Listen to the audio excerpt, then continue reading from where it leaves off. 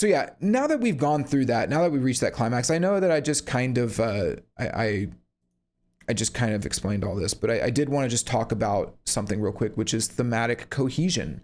I think that having every aspect of a song work towards the theme. First off, you got to decide what your theme is, and it needs to be a good one. Like in this case, the theme is, how do you deal with a relationship? Or I would say the theme is, how do you deal with a toxic relationship where you are so submerged in the chaos and the craziness of it that it literally feels like you are underwater and you can't breathe and you're dying. What is that like, and how do you resolve that? And this song is like 100% geared towards that idea in every way. You've got these verses that are full of chaotic percussion, guitars that are panning back and forth, electronic drums and synths that add to the tension. You have, string sections that come in to represent, almost like horror, the horror of the scenario and very eerie moments. Then you get these pre-choruses that are, even in the most toxic relationship, you do have these moments, where you're just, there's moments of calm where you sit and you reflect. But even in these moments of calm, the thought that comes to her mind is that she's dying again, and then finally you have the chorus, which it's a very, the chorus is kind of reflective in the sense that like she's got to break through. That's what she's recognizing she needs to do, but she can't. It's tough.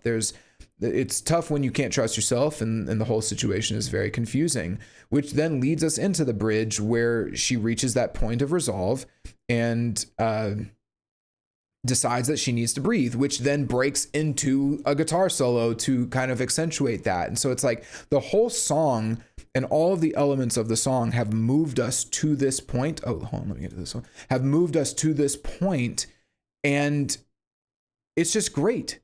Like it's fantastic. Like honestly, this song to me is a wonderful example of how good a song can be when you like. Again, I don't think that this song is a masterpiece, but it shows like how elevated even like a fairly normal song can be if you just put in a little bit of extra effort, like on the verse 2, making things a little more interesting, but then like having that cohesiveness to it, even in something as simple as like the underwater imagery being blue, which matches the album cover and all of the photos from the song or from their singles and all of the imagery from this album, which kind of had that early 2000s neon blue vibe to it, right?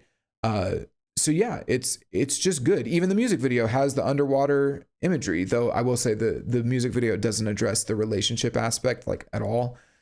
Maybe at the end with the guy showing his evil face or something, but not really. So anyway, in conclusion, this song is great when it comes to thematic consistency, really good. And compared to something like Who Will You Follow, it's just like night and day. I mean, to me, Who Will You Follow had no thematic consistency whatsoever. That song was just a mess. It was just it's just CGI Marvel slop, right? It's just, look at this. Here's this sound effect. Pew, pew, pew, pew, laser beams. Don't pay attention to the lyrics. Don't think about it.